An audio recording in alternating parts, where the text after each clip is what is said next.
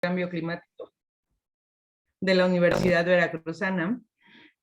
Es para mí un placer esta tarde tener una invitada, una experta en vulnerabilidad y contar con su charla y su expertise en esta área. Antes de comenzar la presentación su presentación, me gustaría dar un par de anuncios y un par de recordatorios. El primero es que los invito a que nos escriban su nombre y su entidad de adscripción para el registro. Recuerden que este seminario, la asistencia a este seminario, al cumplir el 80% de las sesiones, se les expedirá una constancia de participación en él. Entonces yo los invito a que se registren cada sesión que entren con nombre y de entidad de adscripción. El segundo de mis anuncios es que el seminario del mes de diciembre se realizará el día 2 de diciembre, y vamos a contar con una charla una mesa de debate de los resultados de la COP26. En ella estarán participando la doctora Ana Cecilia Conde Álvarez del Instituto de Ciencias de la Atmósfera y Cambio Climático de la UNAM, la maestra Gloria Cuevas Guillomín de la Semarnat y el doctor Carlos Manuel Welch del Centro de Ciencias de la Tierra de la Universidad Veracruzana. Entonces, el seminario de diciembre es el 2 de diciembre a las 5 de la tarde. Contando lo del registro, la invitación está abierta y procedo a leer la síntesis, a hacer la presentación formal de nuestra invitada de esta tarde, la doctora Ana Cecilia Travieso Bello. Ella es doctora en ciencias en el área de ecología y manejo de recursos naturales, profesora de tiempo completo del programa de geografía en la Facultad de Economía de la Universidad Veracruzana. Es miembro del Sistema Nacional de Investigadores Nivel 1 del Consejo Nacional de Ciencia y Tecnología. Cuenta con el reconocimiento Perfil Deseable PRODEP de la SEP. Es miembro del Cuerpo Académico Consolidado Gestión y Políticas Públicas Ambientales.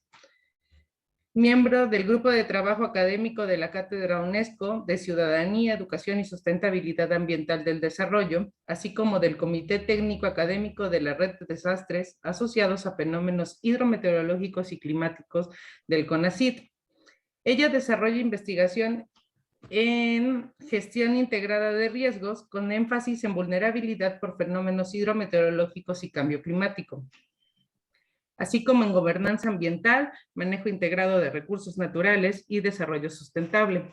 Ha coordinado diversos proyectos de investigación y cuenta con publicaciones en revistas indexadas, capítulos de libro, y ha coordinado varios libros. Así también ha dirigido tesis a nivel licenciatura y posgrado. Ana, buenas tardes, muchas gracias por aceptar. Te dejo los micrófonos. Hola, buenas tardes. Voy a compartir pantalla.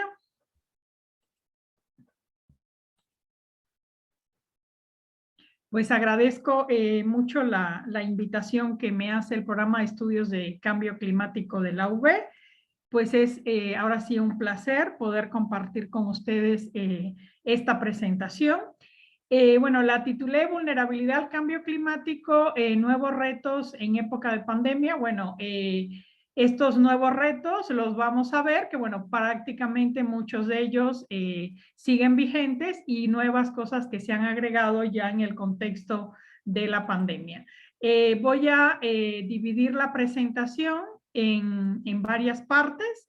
Primero, bueno, vamos a ver un poco el contexto teórico, el tema de vulnerabilidad al cambio climático, la parte conceptual. Luego voy a describir 3 ejemplos de estudios de aplicación de índices de vulnerabilidad al cambio climático que se han desarrollado en México. Y luego, bueno, ya vamos a contextualizarlo en el proceso de la pandemia y, bueno, los retos que estamos enfrentando para el análisis de la vulnerabilidad y algunas ideas de por dónde pueden ir ciertas estrategias para reducir la vulnerabilidad. Bueno, la vulnerabilidad al cambio climático es el grado en el que los sistemas geofísicos, biológicos, socioeconómicos son susceptibles e incapaces de poder enfrentar los efectos adversos del cambio climático. Aquí incluimos tanto las variabilidad climática como tal, como los datos extremos. Aquí, bueno, quiero remarcar desde ahorita la importancia de esta visión sistémica para el estudio de la vulnerabilidad. En este caso, bueno, desde la definición se habla de sistemas geofísicos, biológicos y socioeconómicos. Y bueno, yo para ponerlo en el contexto ahorita que tenemos en los PRONACES, hablaría de lo que sería el sistema socioecológico, que integraría estos subsistemas. Bueno, a la hora de evaluar como tal la vulnerabilidad, que la podemos evaluar en el momento actual o hacia futuro, considerando ahora sí distintos escenarios de cambio climático, la fórmula en la cual tenemos de alguna manera contextualizado esto, y es la que más se utiliza, aunque hay muchas variantes y otras propuestas, pero bueno, la que utilizamos ya a través del IPCC es el de vulnerabilidad en función de lo que sería la exposición sumado a la sensibilidad, y se le resta la capacidad adaptativa. ¿Por qué? Porque, bueno, tanto la vulnerabilidad va a ser alimentada positivamente por la exposición, que tiene que ver con la frecuencia, intensidad y duración del fenómeno. Y luego, en el caso de la sensibilidad, nos referimos al grado de afectación del sistema. Sí, Carolina. Perdón que te interrumpa, pero no estás presentando en formato de presentación y se ve okay. tu PowerPoint como tal. A lo mejor por ahí lo tengo silenciado. Ok, ya. Perfecto. Listo, perdón. Una falla técnica. Muy bien, entonces, sí se observa ya bien, ¿verdad? Bien, sí, ya. Entonces, perfecto. Entonces, aquí podemos ver justamente la interacción entre la exposición, la sensibilidad y la capacidad adaptativa, que serían los tres componentes de la vulnerabilidad. Entonces, bueno, retomando, la sensibilidad es el grado de afectación como tal del sistema, y la capacidad adaptativa son aquellas capacidades, recursos, instituciones, etcétera, que nos permiten hacer frente a los efectos del cambio climático. En este contexto, bueno, me interesaría mucho resaltar que muchas veces pues es casi imposible o muy difícil poder incidir en la exposición. Entonces tenemos que trabajar para reducir la sensibilidad y desarrollar la capacidad adaptativa. También es importante mencionar que el proceso de vulnerabilidad es un proceso de construcción social. ¿Qué quiere decir esto? Que tiene una incidencia importante de los factores sociales y económicos, de manera tal que más allá de factores del clima podemos encontrar desigualdades multidimensionales que van a ser generadas por procesos de desarrollo dispares, y esto va a hacer que tengamos vulnerabilidades distintas. Las personas, por ejemplo, que están más marginadas en los planos social, económico, cultural, político, institucional u otro, van a ser más vulnerables al cambio climático, así como a las respuestas de adaptación y mitigación. Llevando esto a la práctica, ¿qué quiere decir esto? Que tenemos dos zonas que están igualmente expuestas al cambio climático, pero los impactos que podemos tener en ellas son distintas porque pueden tener vulnerabilidades diferentes debido a estas diferencias culturales, económicas, políticas, sociales e institucionales. Bueno, dentro de la Ley General de Cambio Climático y bueno, también a nivel internacional se consideran dos políticas para atender el cambio climático, que serían la de mitigación y la adaptación. En el caso de la mitigación, es la aplicación de políticas y acciones que son tendientes a reducir las emisiones que generan los gases efecto invernadero. Mientras que la adaptación ya se refiere a medidas y ajustes en sistemas humanos o naturales como respuesta al estímulo climático, de manera proyectada o real. Y la idea es que los efectos de la adaptación disminuyan los daños y aprovechen los aspectos benéficos que pudiera tener también el cambio climático. Bueno, se dice que bueno, en los países en vías de desarrollo como México, pues las políticas deberían ir más enfocadas hacia la adaptación, aunque obviamente también hay que invertir en mitigación. Bueno, en todo este contexto, en México se han diseñado 3 análisis importantes de vulnerabilidad a nivel nacional.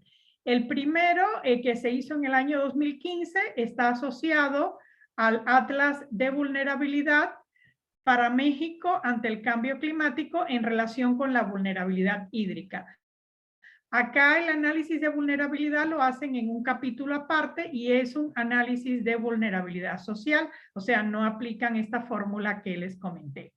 Ellos utilizan 5 componentes que son salud, educación, vivienda, empleo, ingresos y población. Ahorita les voy a mostrar en cada uno de estos componentes las variables que ellos utilizaron. Voy a mencionar algunas variables porque realmente la selección de las variables es uno de los pasos fundamentales para poder tener una buena evaluación de la vulnerabilidad. En este momento ellos consideraron dentro del componente salud los médicos por cada 1000 habitantes, la tasa de mortalidad infantil y el porcentaje de la población que no tiene derecho a biencia. En el rubro de educación, porcentaje de analfabetismo de la población mayor de 15 años y el grado promedio de escolaridad. En el rubro de vivienda, el porcentaje de viviendas sin agua intubada, sin drenaje, déficit de la vivienda, etiquetado como falta de satisfacción de las demandas del hogar, y el porcentaje de viviendas con piso de tierra. Dentro de empleo e ingresos, consideraron el porcentaje de la población económicamente activa que recibe menos de 2 salarios mínimos y la razón de dependencia, que establece una relación entre la población que no está en condiciones de trabajar por la edad, por ejemplo, población menor a 15 años, mayor de 65, en relación con la población productiva. Y dentro del rubro de población encontramos la densidad de la población, porcentaje de la población de habla indígena, porcentaje de hogares con jefatura femenina y la dispersión de la población. Esto quiere decir la dispersión de la población a toda esta población que habita en localidades menores a 2.500 habitantes. Entonces, ellos obtuvieron este mapa, para toda la República, se hizo a nivel municipal. Las categorías en rojo es muy alto, naranja alto, medio amarillo, verde claro bajo y verde oscuro muy bajo. Aquí, como podemos notar, bueno, la parte de vulnerabilidad social se va haciendo más crítica hacia la zona del sureste de México. Bueno, como conocemos, los estados del sureste de México también son estados que se encuentran con un mayor grado de marginación y de pobreza. Entonces, aunque la vulnerabilidad abarcó varias dimensiones, aquí se está reflejando también este patrón. Luego tenemos la iniciativa que hizo el Instituto Nacional de Ecología y Cambio Climático en el año 2016. Esto, dijéramos, fue una propuesta emergente que sacaron basada en 3 estudios previos, el de GAI de 2013, Monterroso 2013 y un estudio que había hecho el INEC también en ese año. Ellos ahora sí hicieron una agrupación de un gran pool de variables. En relación con la exposición, consideraron la frecuencia de eventos extremos, la problemática ambiental y los cambios modelados en el clima. En la sensibilidad, datos de población, de salud, de agricultura con 21 variables, y capacidad adaptativa, consideraron los capitales natural, social, humano y financiero con 21 variables. En este índice, bueno, integraron todos los elementos de cambio climático en un solo índice y generaron un solo mapa. Cabe mencionar que esta propuesta fue una propuesta emergente que aprovechó lo que ya se tenía de conocimiento hasta ese momento por la necesidad de tenerla disponible para ir tomando decisiones en lo que se construía ya la que actualmente está vigente, que voy a describir posteriormente. Entonces, acá, bueno, podemos observar también los cambios de la vulnerabilidad. También la región sur-sureste sigue siendo la más vulnerable. Los colores están en el mismo sentido que se mencionaron. Y acá, del lado derecho, podemos observar otro mapa donde están los municipios más vulnerables del país. Entonces, aquí vemos que ya tenemos también una gran dispersión de municipios vulnerables bajo el esquema de este estudio. Y bueno, el estudio de cambio climático que actualmente está vigente está representado en el Atlas Nacional de Vulnerabilidad al Cambio Climático. Ya aquí, bueno, desarrollaron un marco conceptual específico para el análisis de la vulnerabilidad. Hay un libro donde explica también toda la parte metodológica de este proceso y los principales resultados y un manual de uso. Aquí, bueno, la ventaja es que es una plataforma ya interactiva donde podemos ingresar, como les voy a indicar, y pueden consultar esta información. En este caso, ellos dividieron ahora sí los estudios de cambio climático por componentes y dentro de cada uno desarrollaron los casos. Tenemos actividades económicas, sistema natural, infraestructura y población. Del lado derecho podemos poder obtener el valor integrado de vulnerabilidad o podemos obtener los valores por componentes también, la sensibilidad, la exposición y la capacidad adaptativa. En este caso, bueno, ¿qué consideraron en este atlas? Primero, básicamente lo representa también a nivel municipal, tiene una ficha técnica para cada uno de los análisis que realiza, también tiene la ventaja que los datos los podemos descargar en Excel y utilizarlos ahora sí en otras bases de datos que nosotros tengamos para incorporar esta información. Y bueno, específicamente dentro del rubro de actividades económicas, desarrollaron ya el tema de producción ganadera extensiva ante estrés hídrico y ante inundaciones y la producción forrajera ante estrés hídrico. En el sistema natural, bueno, ahí está la parte de las especies, donde están desarrollada el tema de especies en riesgo. La parte de infraestructura está en proceso de desarrollo. Y en el tema de población tenemos vulnerabilidad a asentamientos humanos a deslaves, a inundaciones y al incremento de la distribución del dengue. Yo voy a tomar como ejemplo para ver lo que se obtiene en este proceso cuando hacemos la consulta, la vulnerabilidad de asentamientos humanos a inundaciones. También, bueno, a diferencia de las otras iniciativas, se incluye la brecha de género en relación con salud, educación, ingreso económico y trabajo no remunerado. Bueno, este índice de manera particular para el caso que vamos a ver de vulnerabilidad de los asentamientos humanos a inundaciones, en el tema de exposición considera la frecuencia potencial de inundaciones. Aquí específicamente la variable precipitación acumulada anual y umbral municipal de inundación. Y el índice de estacionalidad de la precipitación con los datos de precipitación mensual. En el rubro de sensibilidad tenemos la respuesta hidrológica de la cuenca, la cual la describen a través del índice de compacidad de las cuencas en los municipios, el porcentaje de vegetación natural de las cuencas en los municipios, la población susceptible a inundaciones y el porcentaje del municipio con zonas de inundación. Aquí, bueno, llama la atención en relación con la versión anterior del INEC que hay, dijéramos, muy poco énfasis en el componente social. Aquí básicamente solo consideran desde el punto de vista social a la población que se encuentra ubicada en zonas inundables, o sea, población susceptible a inundación. A diferencia del índice anterior que sí tenía mucho más énfasis en el factor de vulnerabilidad social. Yo pregunté un poco en este sentido a quienes trabajaron en esta iniciativa y me decían que no querían poner una carga excesiva de la parte social. Yo en lo personal sí siento que se debería atender un poquito más, meter más elementos de la parte social.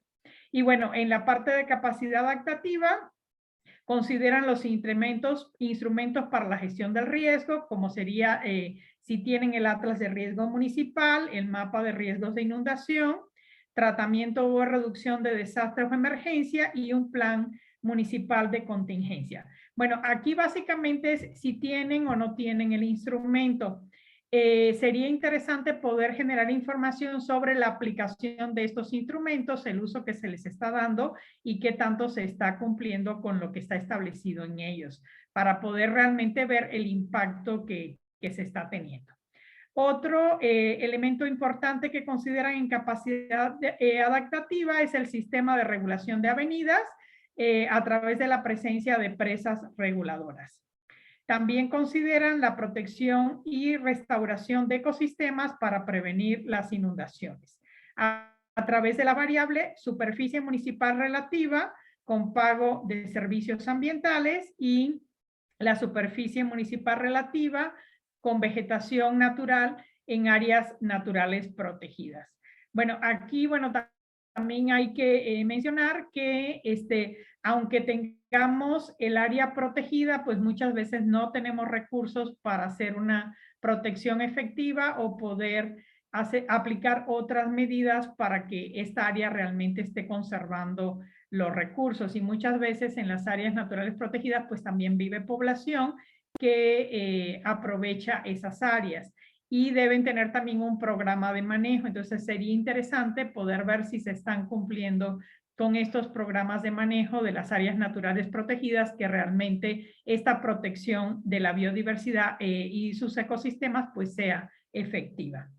Y por otra parte, tenemos la protección civil. Aquí consideran el número de unidades de protección civil, de refugios temporales y la gestión de las declaratorias de desastre. Estas son todas las variables y componentes que tiene el nuevo Atlas de Vulnerabilidad que calcula esta vulnerabilidad. Cuando tenemos el valor específicamente para este ejemplo, vulnerabilidad de asentamientos humanos e inundaciones, esta es la vista que tenemos para toda la República. Podemos escoger un estado, en este caso yo escogí el estado de Veracruz. Aquí podemos ver cómo es esta vulnerabilidad en el estado de Veracruz y luego podemos seleccionar un municipio, pues seleccioné el municipio de Jalapa y podemos llegar ahí hasta el nivel municipal. Acá en la parte inferior, donde dice resultados listos, aquí cuando seleccionamos esta flechita, podemos obtener ya una descripción de la vulnerabilidad a nivel municipal y incluso interpretada con recomendaciones, etcétera. Entonces, de esta manera podemos ya tener los datos integrados para el municipio que estemos estudiando. Acá del lado izquierdo, donde dice descarga a nivel estatal, también podemos descargar información y podemos bajar los datos en Excel, como les había comentado previamente. Acá también del lado superior derecho está la ficha técnica con las explicaciones de cómo se construyó este índice para el caso específico de vulnerabilidad a asentamientos humanos e inundaciones. Entonces, realmente esta plataforma está bastante amigable y podemos acceder rápidamente a la información e incluso bajar los datos. Acá tenemos también el ejemplo de brecha de género para el municipio y así es como se observa para hombres y mujeres y podemos observar, bueno, cómo están las brechas en cada uno de estos elementos, que sería el acceso a servicios de salud, la escolaridad, ingresos bajos y si realiza o no trabajo remunerado.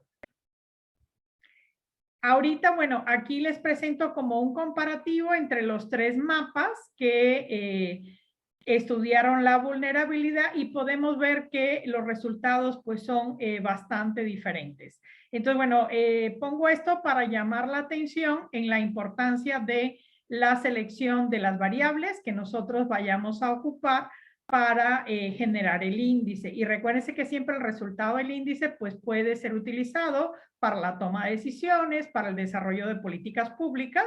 De ahí que sea muy relevante hacer una selección adecuada de las variables que vamos a estudiar para la vulnerabilidad. Esto también va a depender de la disponibilidad de las variables, porque muchas de estas variables las obtenemos de los datos, por ejemplo, de INEGI, de CONAPO, de diferentes fuentes que son los que se están generando. Entonces también habría que hacerse la pregunta si estamos generando todos los datos que realmente necesitamos para hacer una evaluación adecuada de la vulnerabilidad. Yo en lo particular siento que están faltando algunos indicadores que ya nos hablen de la aplicación de los instrumentos, de si la propia política pública que se está aplicando está siendo exitosa o no. Y bueno, de manera sintética, quiero resumir ciertas características de la vulnerabilidad. Primero, bueno, tener en cuenta que la vulnerabilidad es muy compleja y tiene muchas dimensiones, entonces tenemos que ver qué componentes vamos a seleccionar y qué variables para caracterizar esta vulnerabilidad. Que se requiere tener un enfoque sistémico en el análisis y que la vulnerabilidad es contextual. O sea, depende del contexto en el cual estamos realizando el estudio. No es lo mismo una zona marginada, pobre, etcétera, donde están impactando los efectos del cambio climático, que una zona a lo mejor con un gran desarrollo turístico que está muy cerca de esta zona y que tiene grandes inversiones y que rápidamente puede recuperarse de la situación y de los impactos dañinos que pudiera haber por efectos del cambio climático. Entonces, a eso me refiero con la parte contextual, o sea, el contexto, dijéramos, físico, social, económico, político y cultural en el cual se está dando la vulnerabilidad. Y bueno, otra cosa muy importante es considerar que la vulnerabilidad es dinámica. Entonces, ¿qué quiere decir esto? Que está cambiando tanto en el tiempo como en el espacio. También es multiescalar porque la podemos analizar a distintas escalas espaciales y temporales. Entonces, ¿qué sucede?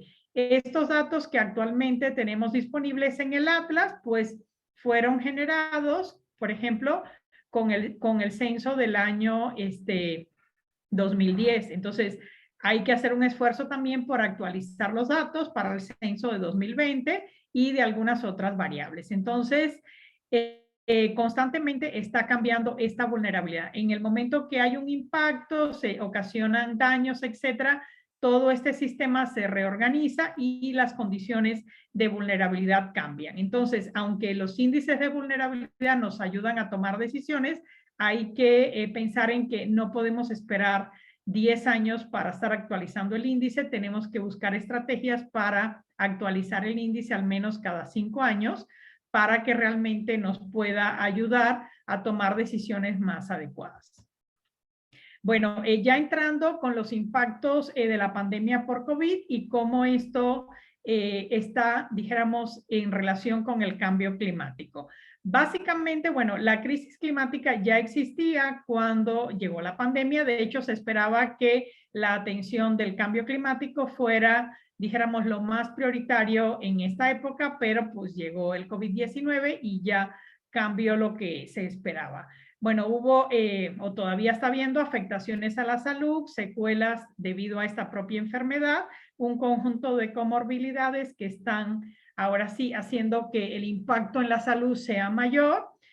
Muchas personas que pues tenían enfermedades crónicas y de manera periódica iban a revisión, etcétera, pues han ido desatendiendo esta parte, primero porque, bueno, hubo un momento en que no se podían atender por la situación de emergencia y ahorita también por el temor a enfermarse, etcétera, no están siguiendo con estos protocolos y esto también está afectando más la salud de estas personas. Y bueno, de manera general hubo pues un colapso en el sistema de salud a nivel internacional. Apegado a esto, pues se viene la crisis económica por toda la paralización de la economía, un mayor desempleo, reducción de salarios y prestaciones, y pues también un incremento en los precios y pues también en la inflación. Entonces, esta situación económica también afecta y genera crisis social. Bueno, esta crisis social se da por el propio aislamiento social, la pérdida del uso de estos espacios públicos donde interactuaban las personas y pues había también un apoyo emocional, incluso dentro de la propia familia, que se veía con más frecuencia, más reuniones, etcétera. Ahorita ante la pandemia todo esto se redujo. También ha habido pérdidas en los medios de vida y por tanto también un incremento en las desigualdades sociales. Entonces ha habido una mayor polarización social. Y bueno, en cuanto a la parte ambiental, en un inicio, cuando se paralizaron las actividades económicas, se redujo la contaminación, pero cuando se volvieron a retomar, pues la contaminación siguió. Sin embargo, bueno, se están generando mucho más residuos, incluso biológico-infecciosos, asociados a todas las medidas sanitarias que se están tomando. Entonces se están desechando, por ejemplo, cubrebocas, guantes, mayor cantidad de envoltorios plásticos, porque ya prácticamente envuelven muchas más cosas para protegerlas en plásticos desechables, unicel, etcétera. Incluso, bueno, también ya muchos restaurantes dan más comida para llevar que para consumir ahí, y se están generando residuos derivados de todo este proceso que están generando también una mayor contaminación y mayor problemas ambientales. Por otro lado, bueno, la atención de los problemas ambientales pasó ya a un plano secundario, y pues ya al no establecerse dentro de las prioridades, pues ha habido menos inversiones en, ahora sí, la mitigación de los problemas ambientales, incluso en estar viendo el cumplimiento de la normatividad en materia ambiental. Entonces, en todo este sentido, básicamente esta crisis ha impactado de manera tal que también la parte climática no ha sido tan prioritaria como la atención de esta crisis. En este sentido, bueno, retomo los índices, voy a retomar el índice de Suárez y cómo estas variables están de alguna manera también afectadas ahorita en la pandemia. Por ejemplo, en el componente salud, donde se había mencionado los médicos por cada 1,000 habitantes, pues justamente ahorita, aun cuando hubiera la misma disponibilidad de médicos que en el momento que se generó este índice en el 2015, pues están ocupados en atender el COVID. Entonces, obviamente tenemos una situación más crítica. También la enfermedad está afectando a los infantes y puede también aumentar esta mortalidad infantil. Y bueno, se tienen que generar los espacios para que la población tenga mayor acceso a los servicios de salud. En cuanto a la parte de educación, pues también se ha generado una mayor brecha educativa, justamente porque la educación se llevó una buena parte en línea, y esto pues dificultó el acceso a la educación de niños, de jóvenes, etcétera, e incluso hubo personas que tuvieron que abandonar los estudios porque tenían a lo mejor que trabajar o que resolver algunos problemas familiares asociados con la pandemia. En el caso, bueno, de la vivienda, pues también se puede haber visto afectado sobre todo la satisfacción de las demandas de los hogares debido a la pandemia. En el caso de empleos e ingresos, también, bueno, aparte de que hubo mayor desempleo, pues quizás algunas personas también les recortaron jornada laboral y por tanto están teniendo menores ingresos. Y bueno, de esta manera, todos estos elementos están viéndose impactados y por tanto podemos hablar de que hay una mayor vulnerabilidad social. Los componentes marcados en rojo son los que tienen como mayor incidencia porque, bueno, en el ámbito de la población, pues no detecto ahorita de manera indirecta ninguna afectación como tal asociada a la pandemia. En el caso, bueno, del otro índice que les mostré, que es el Atlas actual, el Atlas Nacional de Vulnerabilidad al Cambio Climático, que específicamente en el tema de vulnerabilidad de los asentamientos humanos a inundaciones, aquí, bueno, lo que tengo marcado en rojo es lo que está más asociado a la parte que pudiera tener que ver con el COVID. Por ejemplo, tenemos población susceptible a inundaciones, pero esa población pues también puede estar teniendo otros problemas, por ejemplo, por el propio COVID, que las hacen, dijéramos, ya de por sí vulnerables. Entonces, pudieran combinarse varias de estas amenazas. Entonces, la idea un poco es poder analizar la vulnerabilidad sistémica con un enfoque multiamenaza, no solamente el COVID o no solamente el cambio climático, sino todas estas otras amenazas que pudieran estar incidiendo, interactuando, haciendo sinergia en el proceso.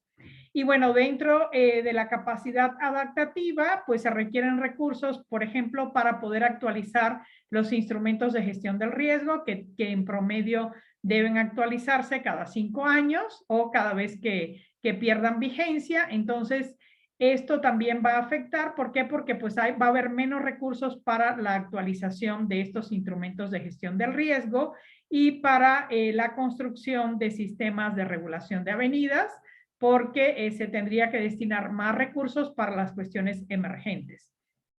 Por otro lado, y donde creo que puede estar la afectación mayor también sería en la inversión, en lo que sería el pago de servicios ambientales y en el mantenimiento de las áreas naturales protegidas, básicamente. Y bueno, en el caso de protección civil, yo creo que, bueno, sí podemos seguir contando con unidades municipales de protección civil y con el número de refugios temporales que tenemos, pero la gestión de las declaratorias de desastre pues dependen de recursos económicos también, entonces habría que ver cómo transferir estos recursos, sobre todo ahorita que ya no se cuenta con el Fonden.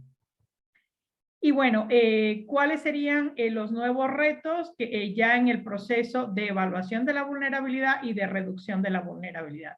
Recordando la fórmula que la vulnerabilidad depende de la exposición, la sensibilidad y la capacidad adaptativa, debemos incidir más en la sensibilidad y tratar de reducirla y incrementar la capacidad adaptativa. Yo en lo personal opino que sí tenemos que tener una mayor incorporación de la dimensión social en la evaluación de la vulnerabilidad porque ya se ha visto que tiene un efecto muy marcado e importante.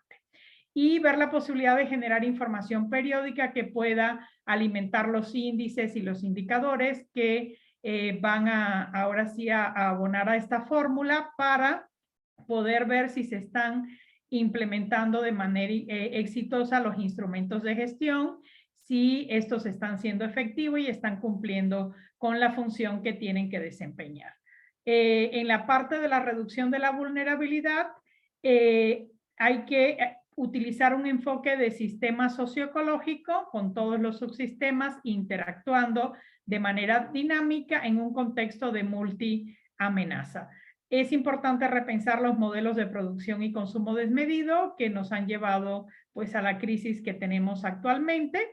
Y bueno, las políticas ambientales que se diseñen deben ser integradas y transversales para poder atender de manera transversal no solo el problema de cambio climático y COVID, sino también otros problemas que se hayan generado. O sea, tratar de que estas medidas sean como paraguas, que contribuyan al desarrollo sustentable y a la formación de comunidades resilientes que tengan una mayor capacidad de adaptación al cambio climático y a cualquier tipo de riesgo. Y bueno, la inversión debería ser también en respuestas multiamenazas que pudieran atender todo esto. Recientemente, bueno, en este contexto de la pandemia, el secretario general de las Naciones Unidas mencionó que, bueno, que ahora más que nunca es importante la solidaridad y transitar hacia una economía sostenible, resiliente y baja en emisiones de carbono. Aquí, bueno, algunas de las propuestas que están en la literatura y que, bueno, he integrado acá como parte de opciones que pudiéramos estar utilizando. Primero que todo, bueno, la conservación de la biodiversidad, por ejemplo, en la inversión en las áreas naturales protegidas y en los recursos que se están utilizando.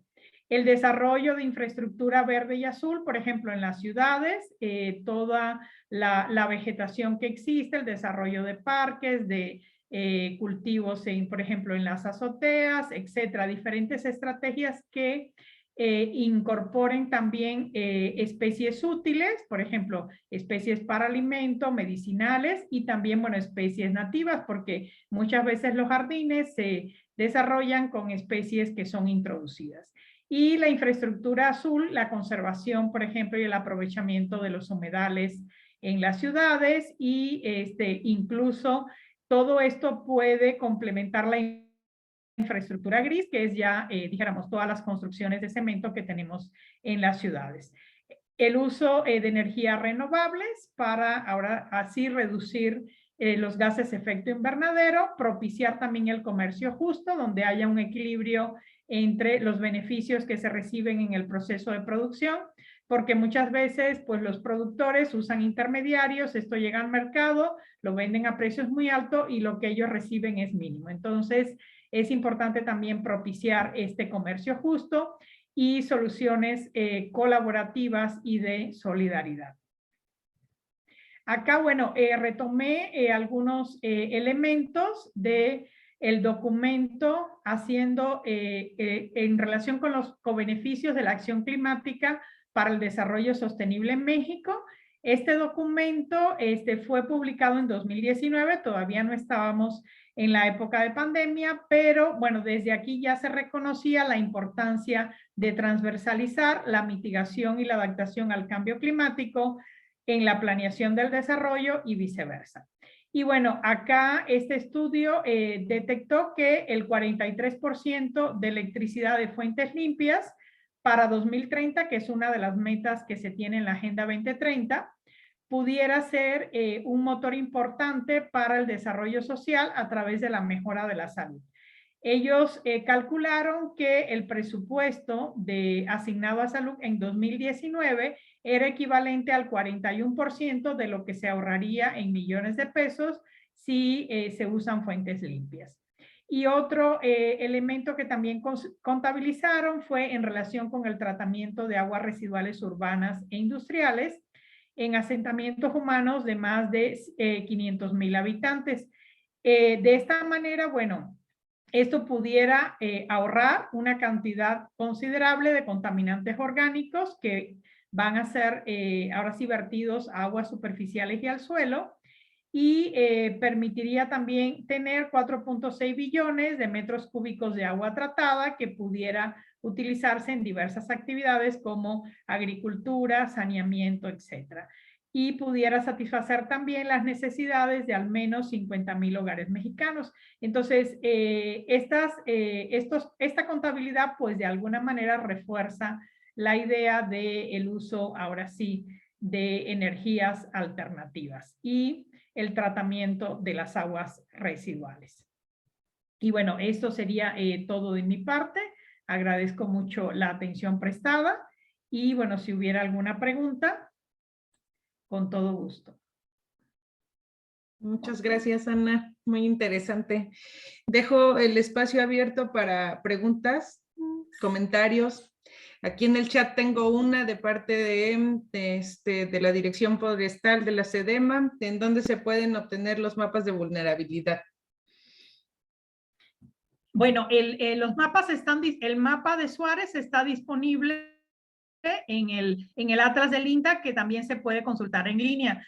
Aquí, bueno, básicamente está nada más como en papel, no es interactivo, bueno, no en papel, perdón, está disponible el documento virtual como tipo PDF, pero no es interactivo el mapa. El otro lo pueden encontrar, o sea, nada más lo googlean como Atlas Nacional de Vulnerabilidad al Cambio Climático, y ahí lo encuentran y acceden a él y pueden fácilmente llegar con la vulnerabilidad hasta el nivel municipal y bajar la ficha técnica e incluso bajar los datos en Excel.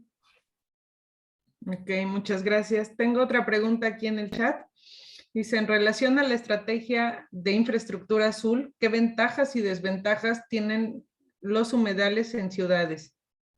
Bueno, aquí la idea es usar los propios humedales que ya existen. Por ejemplo, aquí mismo en Jalapa, pues hay muchos manantiales que tradicionalmente han surtido a la ciudad de agua. Estos, pues, básicamente han estado siendo contaminados, muchos de ellos pues ya se han secado, etc. Entonces la idea es como reactivar estos humedales y ponerlos ahora sí en funcionamiento para poder de alguna manera contribuir a que funcionen de manera natural y que brinden los servicios ambientales que ellos brindan, como es justamente proveer estos recursos de agua, también pueden servir como planta de tratamiento terciario porque el suelo y las hojas filtran el agua y la dan con más calidad, por ejemplo.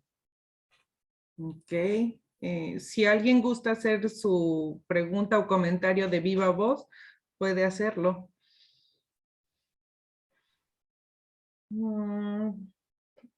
Tengo aquí felicitaciones del doctor Welch, una presentación muy clara y muy completa.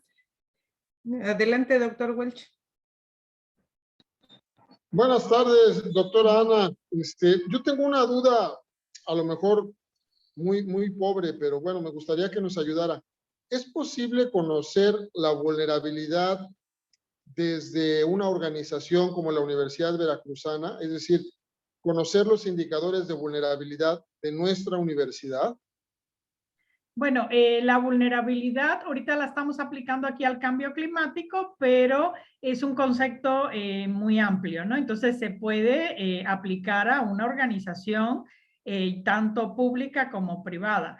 El detalle, bueno, es ver qué queremos ver de esa vulnerabilidad, identificar los componentes. Por ejemplo, se me ocurre que, bueno, un componente importante pues es el presupuesto, ¿no? Porque si no tenemos presupuesto no podemos funcionar, ¿no? Por ejemplo, también pudiéramos pensar en qué tan habilitada está la planta académica que tenemos en cuanto, por ejemplo, a los posgrados que se tienen, a la vinculación que tenemos con otras universidades nacionales e internacionales. Pudiéramos pensar en varios indicadores que nos pudieran evaluar, bueno, qué tan vulnerables somos o qué tan capacitados somos para cumplir con la función que debemos desempeñar, y se pueden establecer, dijéramos, valores de referencia con base en la bibliografía y o con base de manera comparativa. Si no tenemos un valor de referencia como tal, podemos compararnos con otras universidades que a lo mejor estén en el ranking nacional o mundial en un nivel más avanzado, ¿no? En relación con los mismos indicadores que podemos evaluar. Entonces, es el mismo principio. ¿Sería posible? ¿Perdón? ¿En el contexto del cambio climático sería posible? Yo creo que sí, lo podemos ver como, por ejemplo, el desarrollo de capacidades que tenga la propia universidad para poder afrontar el cambio climático, ¿no? Y bueno, ahí entraría también el eje de sustentabilidad que ahorita se está promoviendo en esta nueva administración. Incluso la parte de derechos humanos es muy importante. Yo creo que lo que sí está faltando en la actualidad en el índice de vulnerabilidad es el componente social más fuerte, porque finalmente tendría que haber un equilibrio entre estos elementos físico-ambientales y la parte social, porque justamente, aunque no lo veamos totalmente antropocéntrico, sí es un fenómeno derivado principalmente de las actividades humanas, aunque tiene un componente natural importante. Por eso se dice que es una construcción social, y si es una construcción social, tendríamos que estarlo analizando con un enfoque social más profundo. Ok, muchas gracias. ¿Alguien más tiene un comentario, alguna pregunta? Toño. Gracias. Ceci, muy buenas tardes. Excelente presentación. Fíjate que cuando dabas el ejemplo de vulnerabilidad de los asentamientos humanos a inundaciones, mencionas esto de la frecuencia del potencial de inundaciones, y la variable que se utiliza es precipitación acumulada anual. Y esto para el umbral de municipal de inundación, ¿no?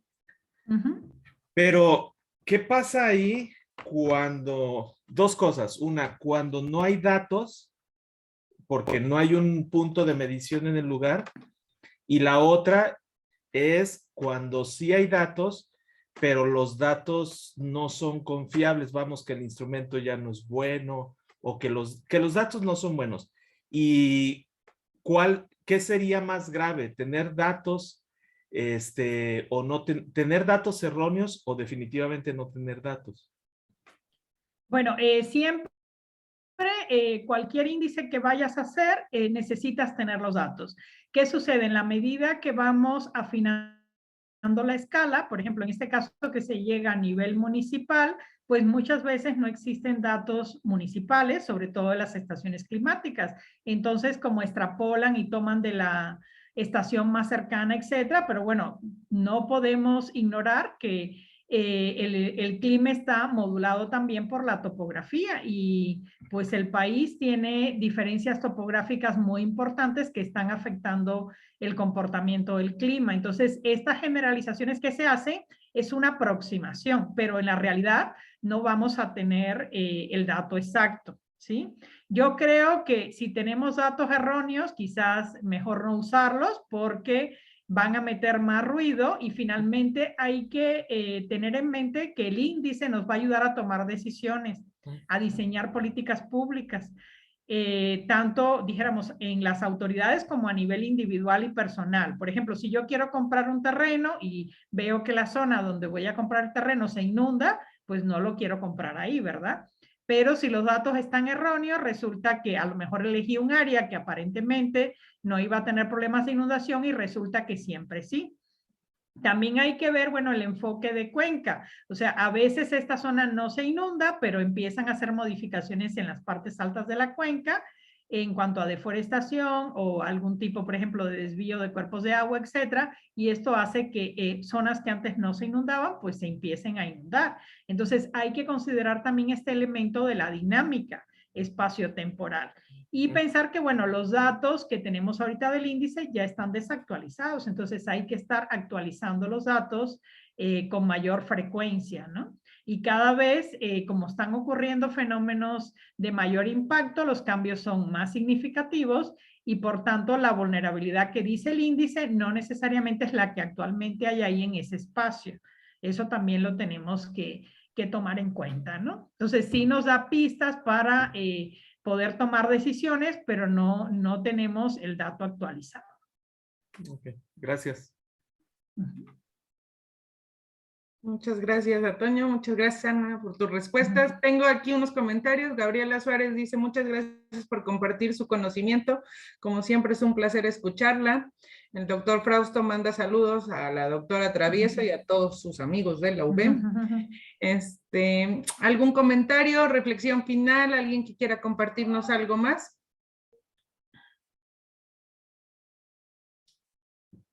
Si no, yo te pediría, Ana, un comentario final, una conclusión.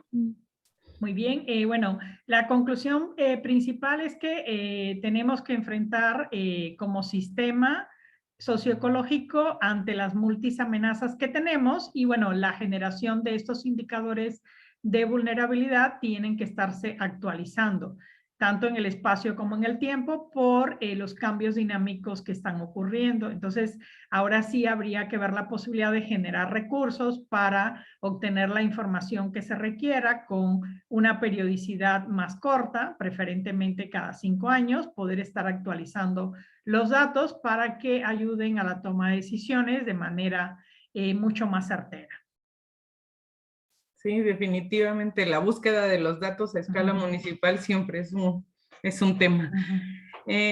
Comentarios, preguntas, en lo que se animan yo voy a hacer otra vez mis comerciales, ¿no? Les recordarles que el seminario de diciembre va a ser el próximo jueves 2 de diciembre a las 5 de la tarde. Estaremos en una mesa de análisis de los resultados de la COP26, en donde estarán participando la doctora Ana Cecilia Conde del Instituto de Ciencias de la Atmósfera y Cambio Climático, aún no me acostumbro. Por la UB va a estar el doctor Carlos Welch del Centro de Ciencias de la Tierra y la maestra Gloria Cuevas Guillomín de la Semarnat. Entonces están todos invitados. En breve estaremos lanzando en el correo del PQP el cartel de información, así como en las redes sociales. Si no hay más comentarios o preguntas, yo te agradezco mucho, Ana, por haber aceptado esta invitación. Dejo abierta la convocatoria para lo siguiente. Les pido por favor que quien no se haya registrado se registre en el chat con nombre y adscripción para que nosotros hagamos la contabilidad para las constancias y dejar abierta la posibilidad de vernos el siguiente jueves. Les agradezco a todos, buenas tardes, nos estamos viendo. Recordarles que estas presentaciones están en la página del PQP para quien no tuvo la oportunidad o quiera difundir estos videos. Los videos se suben cada vez que termina la sesión en la página del PQP, los podrán encontrar, así como todos los seminarios anteriores. Buenas tardes a todos y muchas gracias. Muchas gracias por la invitación y bueno, voy a dejar mi correo por si alguien se interesa en algún comentario o algo así.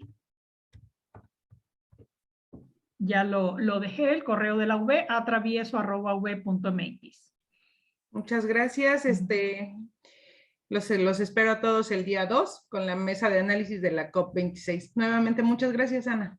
Gracias, hasta luego.